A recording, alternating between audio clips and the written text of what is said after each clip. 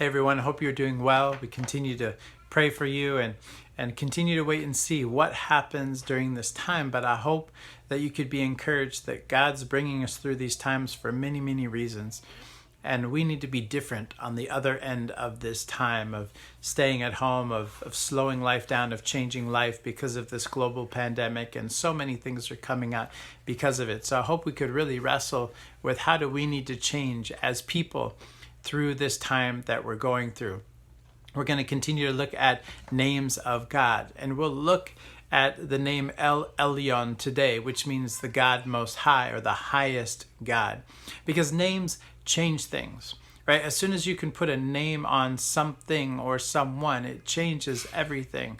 We recently visited our friends this past week, and in our children's minds, each other adult is aunt or uncle, right? And ethnically, our friends are not the same ethnicity as us, so their children obviously look very different than our children. But our children call them, their children, their cousins. So when they're showing pictures to their friends and they say, "Oh, we went to visit our cousins," you look at the pictures and you think you can't be related to these people. They look different than you, But for our kids, because we have called them aunt and uncle, this is your aunt and uncle, they know that means the kids are cousins and we're just family. And all that happened was putting a name, right, on the relationship. And all of these names of God are names on the relationship to help us understand more the heart and character of God. And the word or name of God we'll look at today, Elyon, was not spoken by somebody from Israel, but somebody who wasn't from Israel, to remind one of the leaders that God is the God Most High. He's the highest of the high. He's the strongest of the strong. It's the feeling of lordship, right? It's the feeling of walking into a throne room of a kingdom, and the highest seat in the house is the king and then the queen. And if they were to stand up, you were to bow down. And you would never put yourself higher than the king or queen, because you would then be positioning yourself above them. And there's no one above them in the kingdom. And that's the idea or concept with this name, is in the world, in the universe, there's nobody higher than God. There's nobody stronger than God.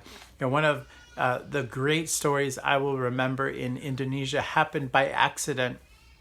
And it happened when we were sitting around a room with our closest Indonesian friends. And we were having a talk, and there was about 8 of us in the room. And I'm from California. If you know, California culture is a bit more laid back. It's a bit more casual. And we were all sitting on chairs or sofas. I decided to sit on the floor and just lean against the sofa, which is common for me to do. I didn't think anything of it. But you could tell that as soon as I sat on the floor, none of the Americans in the room thought anything of it. But the Indonesians started to get a little uncomfortable and just couldn't sit still and sort of looked at each other and glanced at each other. And then they slowly crept down to the floor and sat on the floor. And I looked at them and I thought, "Why are you all sitting on the floor?" And they said, "Oh, we can't sit higher than you." Because in that group, I was the team leader.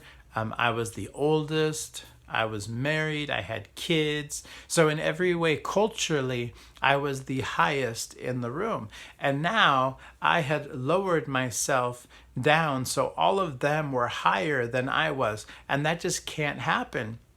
You can't exalt yourself or lift yourself above someone who technically should be higher than you. And so they had to lower themselves to the same level as me, because they just didn't feel comfortable being higher than me. And it was such a beautiful illustration of humility and honor. And in this context of this name, that's what we're trying to understand about God, is He is so, so high. He is so high. Everything is under Him.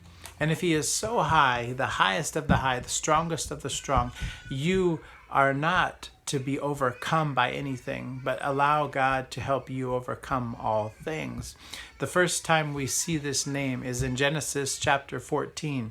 Let me read verses 18 through 20. It says this: Then Melchizedek, king of Salem, brought out bread and wine. He was priest of the Most High, and he blessed Abram, saying, Blessed be Abram by God Most High, creator of heaven and earth. And praise be to God Most High, who delivered your enemies into your hands. And that's where we see Elyon come out from Melchizedek.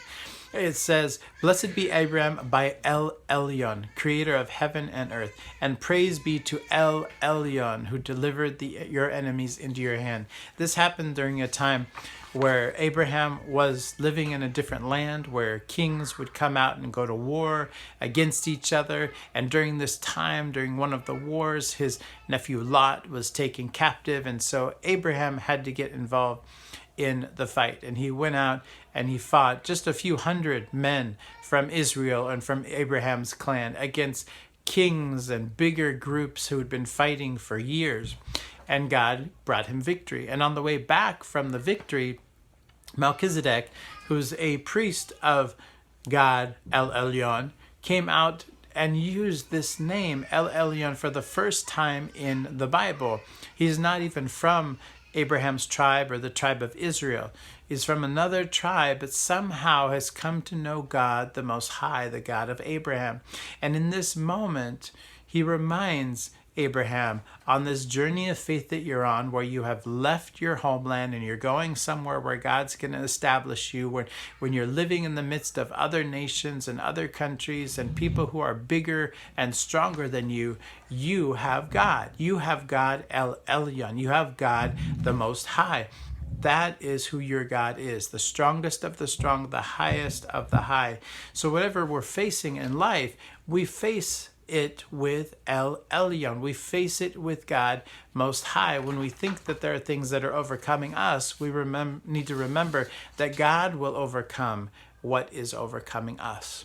I think that's the point of this name Elyon, that when you follow God, you're following God Most High, the highest God there is, who will not let your feet slip and will not let you stumble. Let me close with Psalm 61, verse 1 through 4. It says this, Hear my cry, O God. Listen to my prayer. From the ends of the earth I call to you. I call as my heart grows faint. Lead me to the rock that is higher than I. For you have been my refuge, a strong tower. I long to dwell in your tent forever and take refuge in the shelter of your wings. God bless.